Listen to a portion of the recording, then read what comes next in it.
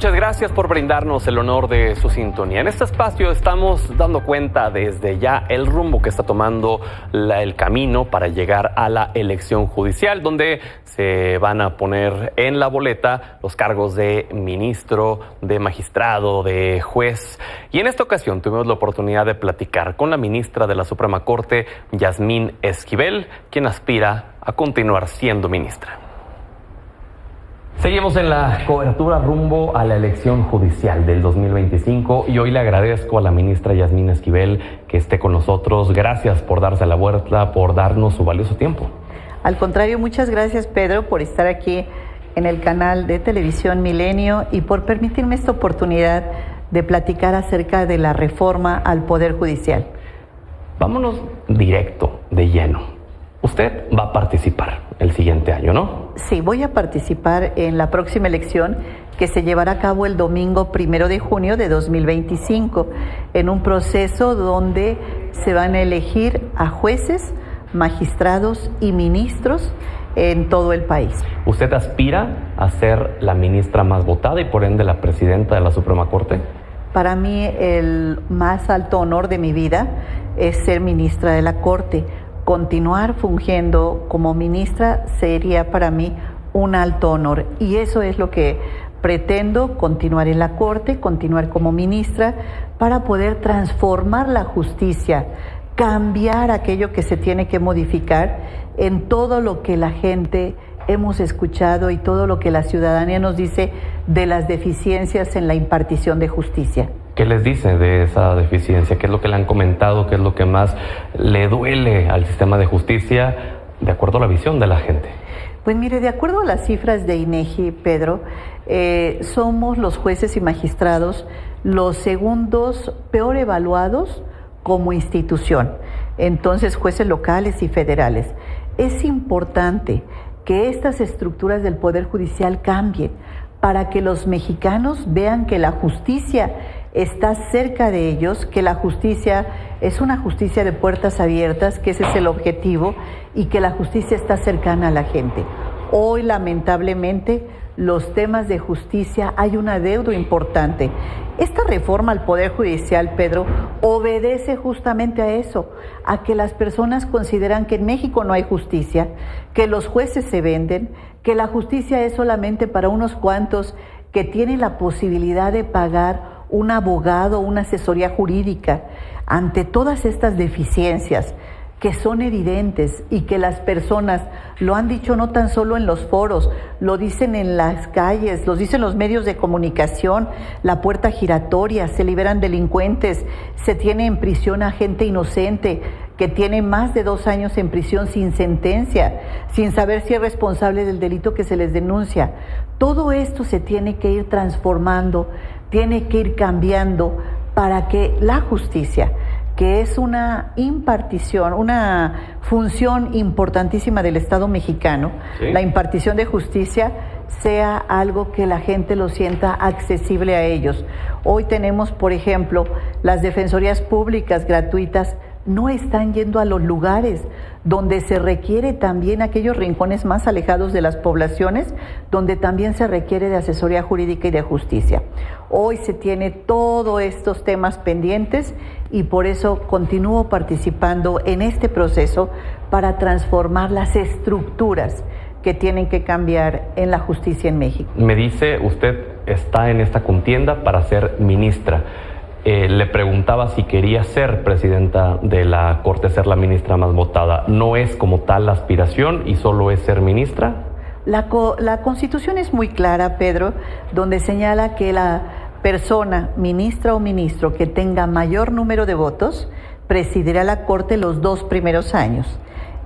Al término de estos 2 años, el que sigue en votación será el presidente de la Corte.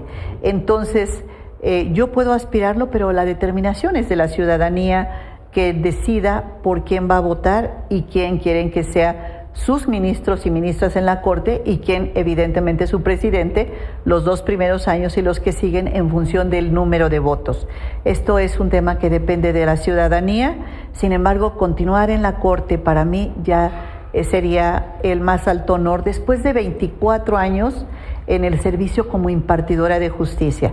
he sido magistrada de los tribunales agrarios, he sido magistrada en el Tribunal de Justicia Administrativa de la Ciudad, he sido presidenta de la Asociación Nacional de Magistrados en materia administrativa, y todo esto me ha permitido tener una vasta experiencia y el conocimiento sobre qué es lo que está pasando dentro de las estructuras del Poder Judicial de la Federación, y actualmente pues ya llevo 5 años como ministra. Y en todo ese recorrido que tiene esta gran experiencia que nos comentas desde hace muchos años, ¿a usted le ha tocado ver todas estas malas prácticas que se han dicho del nepotismo? Vaya, se ha hablado hasta de trata de personas dentro del Poder Judicial, y que ha sido la justificación, el motivo, la premisa de eliminar estas prácticas, el nacimiento de esta reforma judicial. ¿A usted le tocó verlas? A lo largo de todo este tiempo, evidentemente he observado cómo se ha ido cambiando las instituciones, y en el caso del Poder Judicial Federal, lamentablemente existe un tema de familiarismo, un tema de nepotismo donde las personas van contratando entre ellos a los familiares, y se viene siendo una institución que se va cerrando a unas cuantas familias fundamentalmente, y esto creo que no es conveniente ni es saludable para México.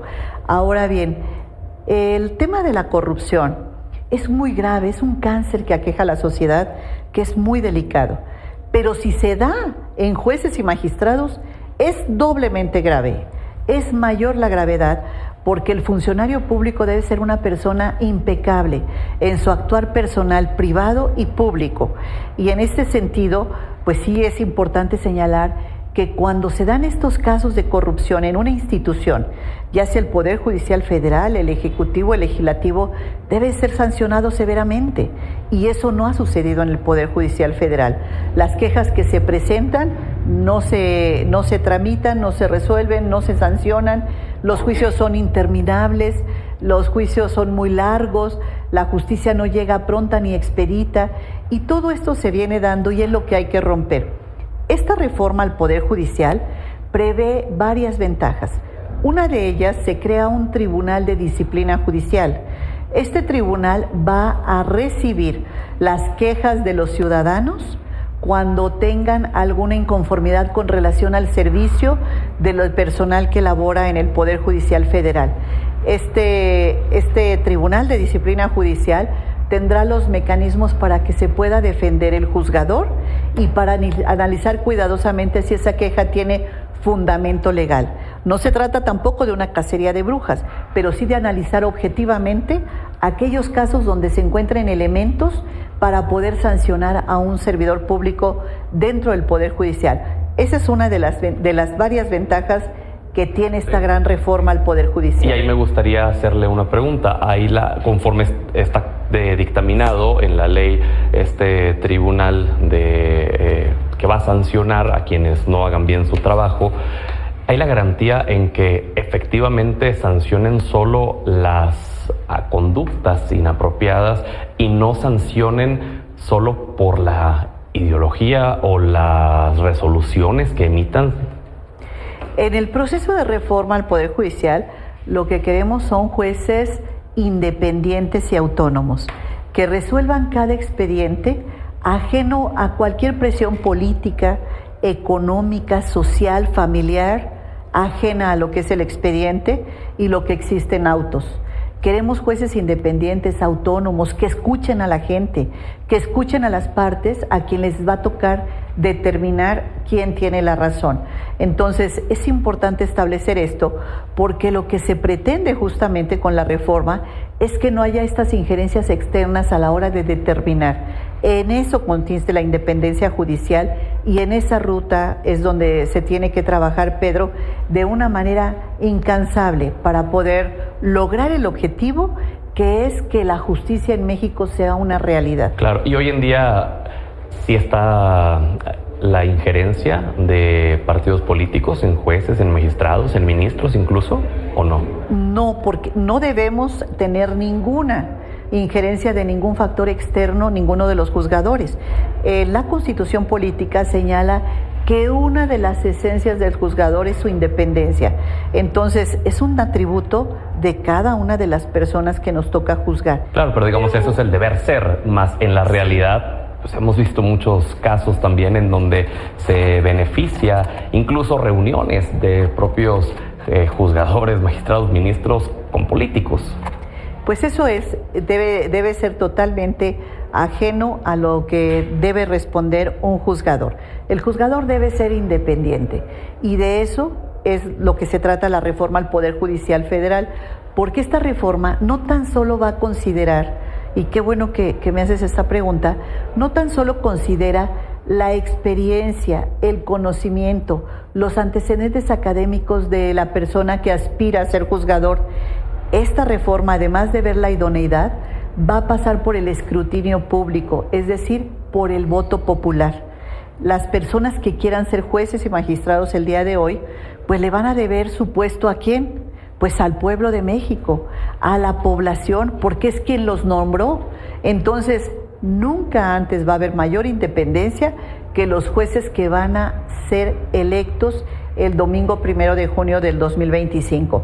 En este proceso electoral y en esta reforma al Poder Judicial Federal que se está presentando en este momento, por cierto, es muy oportuno señalar que faltan 2 días. Ya nada. El próximo domingo a las 12 de la noche se cierra los sitios para inscribirse para ser juez, magistrado o ministro de la Corte. Aquellas abogadas y abogados que nos están viendo, pues hacerles una invitación para que a través de las plataformas digitales donde de evaluación puedan inscribirse, registrar su aspiración si reúnen los requisitos y consideran que tienen la templanza, el conocimiento, la prudencia para poder desempeñar la función tan importante de ser juzgador en nuestra sociedad. Entonces tenemos todavía 2 días más para que puedan inscribirse las personas que aspiren a ocupar este puesto, abogadas y abogados. ¿Cree que se lleguen los 5,600 cargos? Aspirantes. De sobra. Tenemos ahorita ya miles de inscritos en los comités de evaluación del Poder Ejecutivo y del Poder Legislativo y casi 1,000 que están llegando ya en el Poder Judicial. Entonces, sí, por supuesto, se va a rebasar la cifra de los 5,600 candidatos que deben estar en las boletas. Y respecto a quienes están en contra de esta reforma judicial, ¿los invitaría a que también se inscriban? Es importante que participen. Esta reforma judicial y su éxito está en la participación. Los que van a competir para ser candidatos, como aquellos que van a participar como ciudadanos ejerciendo su derecho a votar. Entonces, aquí se trata que todos participemos para que México tenga un poder judicial federal fuerte, un poder judicial democrático, un poder judicial que vaya para todos y que sea la justicia de puertas abiertas y para todas las personas. De eso se trata y es el objetivo y tenemos todos que participar. Este tiene que ser un gran ejemplo a nivel internacional, esta elección que se dará y que la está organizando el Instituto Nacional Electoral, un instituto, Pedro, que tiene desde 1991 llevando a cabo elecciones. Es un instituto que los ciudadanos confiamos en el INE y el INE está a cargo de esta elección del Poder Judicial Federal y a través de sus acuerdos está perfeccionando todo lo que es el proceso para llegar a que tengamos una boleta donde vengan los candidatos, estén los ciudadanos suficientemente informados para determinar por quién quieren votar. El INE ha pedido que se aplace la elección por 90 días. ¿Qué opina usted de esto? Bueno, el INE seguramente está revisando y analizando cuidadosamente la operatividad de esto. Sin embargo, a mí me parece que los plazos y el tiempo que falta es el suficiente para que puedan organizarse. Son 200 días lo que falta para la elección. Hay tiempo suficiente para que puedan llevar a cabo este proceso de capacitación a los funcionarios de casilla y esta organización en la que tienen muchísima experiencia. Los consejeros del INE son personas con una gran experiencia electoral que van a saber conducir el proceso adecuadamente. Claro. En eso tenemos confianza, sin duda alguna, Pedro. ¿Les han comentado algo respecto a las campañas ¿Qué lineamientos van a tener? ¿Cómo serán? Sí, la Constitución Política de los Estados Unidos Mexicanos, la reforma al Poder Judicial, que por cierto es una reforma que viene y conviene, esta reforma al Poder Judicial prevé los plazos de campaña, que son 60 días durante el mes de abril y mayo. Inician el 30 de marzo y concluyen a finales de mayo, para que la elección se lleve a cabo el primer domingo de junio de 2025. En estas campañas, en este proceso de campaña de 60 días, está prohibido el dinero público y privado en las campañas. También está prohibido pagarle a los medios de comunicación para que puedan llevar a cabo estos spots o estos pautados a través de redes sociales. Pero lo que sí está permitido es el uso de redes sociales, está permitido la utilización de papel biodegradable para que los ciudadanos puedan conocer quiénes son sus candidatos durante estos 60 días. Es decir, trípticos, entregarlos. De trípticos o dípticos o una especie de documentos donde se pueda publicar quiénes son los aspirantes. Entonces, será mediante estos dos mecanismos, el uso de redes sociales y el uso de papel biodegradable es lo que permite la Ley General de Instituciones y Procedimientos Electorales que se aprobó recientemente en la Cámara de Diputados. Entonces, hoy vamos rumbo ya a la reforma al Poder Judicial. Esta reforma al Poder Judicial que yo he expresado que viene y conviene porque transforma las estructuras y la base del propio Poder Judicial Federal. Garantiza que se eliminen todo lo que está mal hoy en día del Poder Judicial. Esta reforma, así tal cual como está ya estipulada en la Constitución, ¿hay garantía de que eso se va a eliminar, de que va a cambiar realmente? Pues es el objetivo. Sí se va a eliminar todo este tipo de prácticas.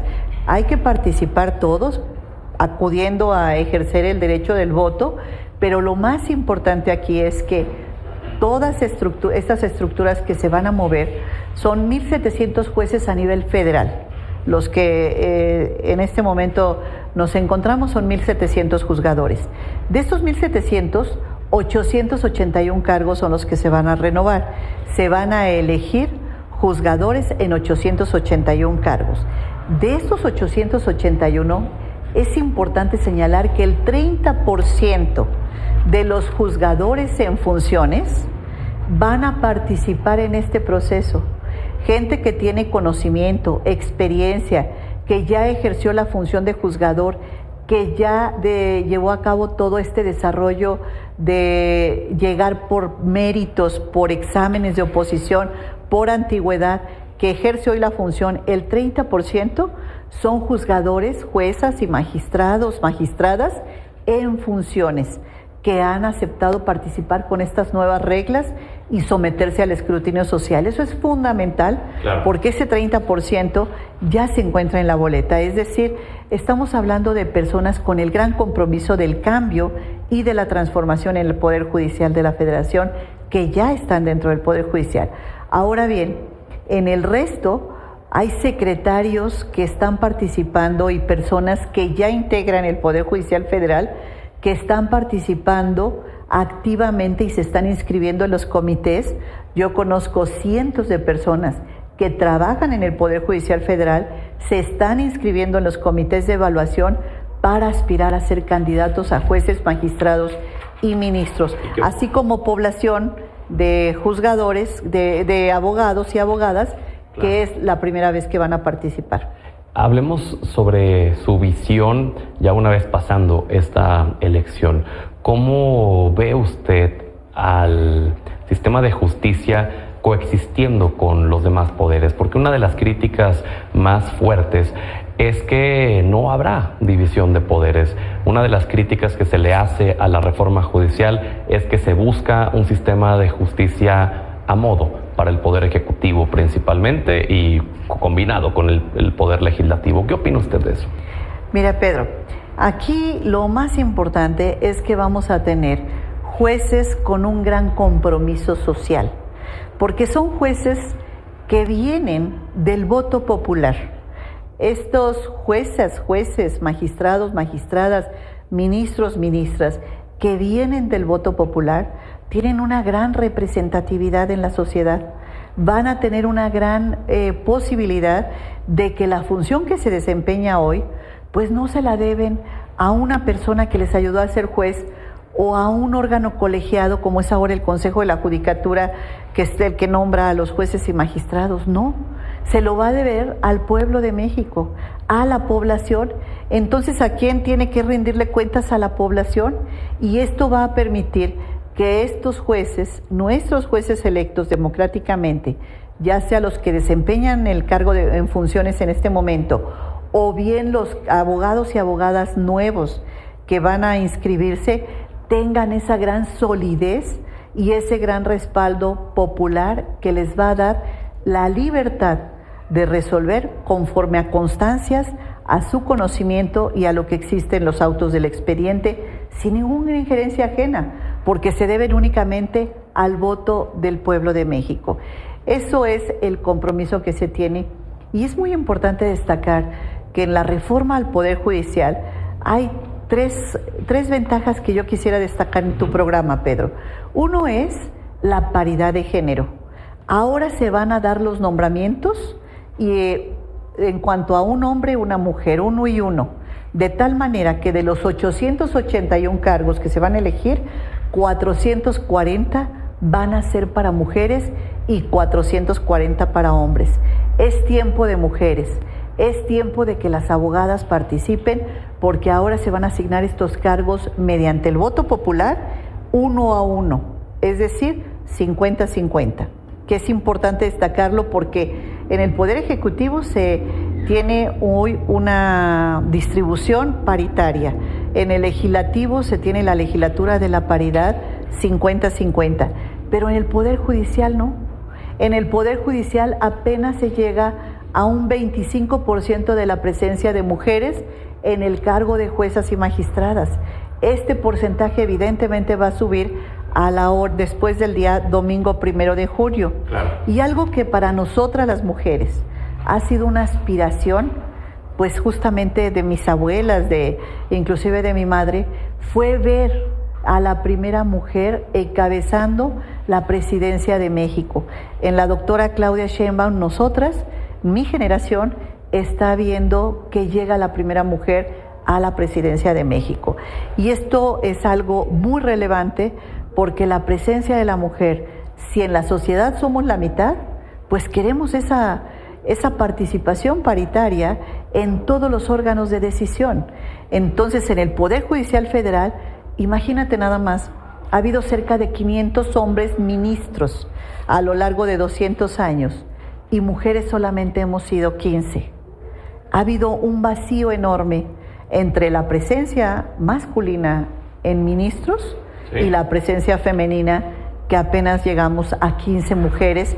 Justamente en la administración anterior del presidente Andrés Manuel López Obrador llegamos 4 mujeres al Pleno de la Suprema Corte de Justicia de la Nación, pero siempre había sido un espacio reservado exclusivamente para hombres. Claro, me gustaría que estos minutos que nos restan los dedicáramos hacia usted, en su persona, en sus ideales, en sus creencias.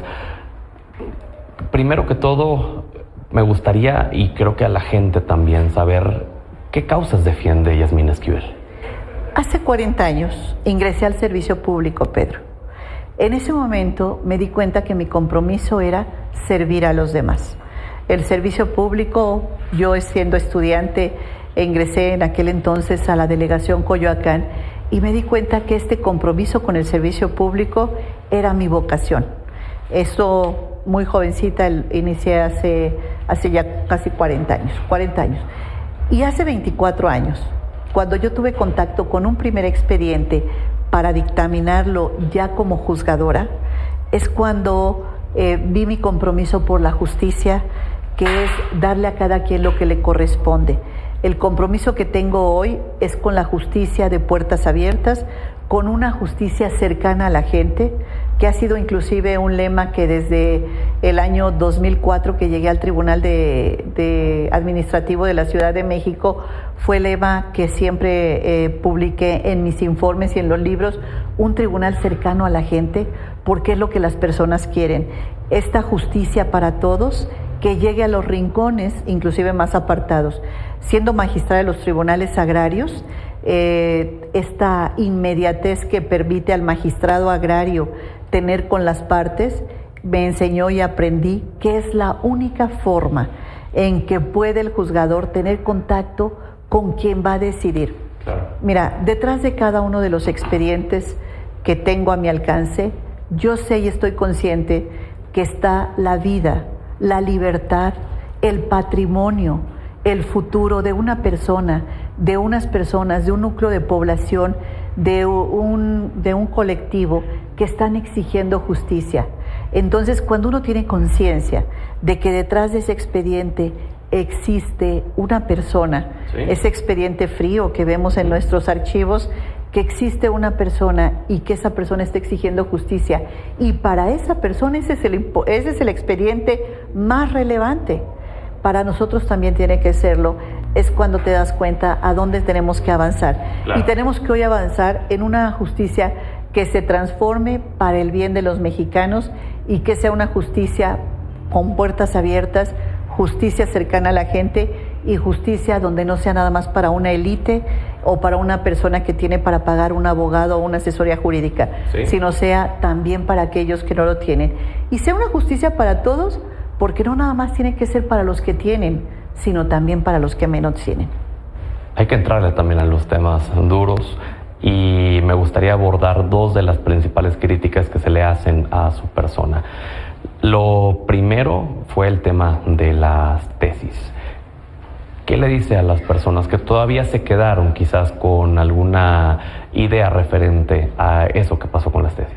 Fue tema evidentemente político, un tema que sale justamente 8 días antes de que se lleve a cabo la votación por la presidencia de la Suprema Corte de Justicia de la Nación. Sale este tema político que hace 38 años hay una tesis igual a la mía de otro alumno de la Facultad de Derecho. Evidentemente esto fue una falsedad absoluta. Entonces yo, como mujer de leyes, acudí inmediatamente a las instituciones de justicia, tanto a la Fiscalía como a los tribunales, para acreditar que yo fui la autora de la tesis. Acudieron mis maestros, la directora de la tesis, la presidenta del sínodo, que fue la misma directora de la tesis, mis compañeros. Presentamos todas las pruebas en materia de grafoscopía, caligrafía, en materia forense, y los jueces analizaron cuidadosamente quién tenía la razón y determinaron que la autora de la tesis soy yo, e inclusive tengo el certificado de derechos de autor donde me acredita que soy la autora de la tesis. Evidentemente fue un tema político, cobarde, pues obviamente de los opositores a que yo llegara a la presidencia de la Corte. ¿De los ministros opositores? A los opositores, pues a un grupo conservador que estuvo en contra del proyecto de transformación del Poder Judicial Federal, y este grupo conservador pues presenta este tema totalmente falso, cobarde, generan un tema mediático que por supuesto afectó el proyecto de llegar a la presidencia de la Corte. Lograron su objetivo, pero hoy, 2 años después, te puedo decir, Pedro, que tengo la misma fortaleza o más que hace 2 años para que vayamos combatiendo todas aquellas prácticas y corruptelas que desde hace 1 año y medio me planteé cuando presenté mi proyecto para llegar a la presidencia de la Corte. Entonces, en ese tema estoy muy tranquila y creo yo y considero es un caso totalmente cerrado desde el punto de vista jurídico, político y judicial. ¿No teme más ataques de ese grupo al que refiere de aquí a que sea la elección? Pues siempre estamos atentos, ¿no?, por todo lo que pueda suceder y alertas. Ahora, hablando de política, la otra crítica que se le hace a su persona es su cercanía con la 4T. Y quiero preguntarle, ¿es así? ¿Usted es cercana a la 4T? Todas las personas que integramos las instituciones tenemos convicciones personales, convicciones políticas y convicciones en relación a los temas que estamos viendo. Yo he sido una persona que coincido con el proyecto de transformación de las instituciones en beneficio de nuestro país. Las instituciones deben cambiar. México está cambiando. Los mexicanos están más informados cada día de lo que pasa en sus instituciones. En este proyecto de transformación yo coincido en cuanto a que hay que remover todo aquello para lograr que, pues, la igualdad sustantiva, la igualdad entre todos los mexicanos, la igualdad entre las personas, que no haya los de arriba y los de abajo, sino que todos seamos iguales en derechos, y en esa ruta estoy totalmente enfocada. Esa es la ruta en la que creo y esa es la ruta en la que confío, Pedro. Y las personas que nos ven pueden tener la certeza en que si usted llega de nuevo a ser ministra, va a responder solamente a sus ideales, a sus creencias de la impartición de justicia, y no a si le piden de parte del Ejecutivo o del Legislativo, de la 4T. Tengo una convicción de independencia, imparcialidad y autonomía desde hace muchísimos años. Quien me conoce sabe esta convicción, que es por la justicia y de acuerdo a lo que exista dentro de los expedientes. Lo que existe dentro de los expedientes no existe. Y cuando nosotros como juzgadores debemos resolver en función de lo que estamos analizando y viendo en ese momento. Entonces, mi imparcialidad, mi independencia, mi integridad y mi autonomía están totalmente intocados en el momento en que me toca decidir. Y ya por último, ¿algún mensaje que le gustaría enviarle a las personas que nos están viendo? Sí, que confiemos en la reforma al Poder Judicial, esta reforma al Poder Judicial Federal que viene, que conviene y que va a transformar la justicia en México. Gracias, ministra. Qué honor tenerla con nosotros. Muchísimas gracias, Pedro. El honor ha sido para mí.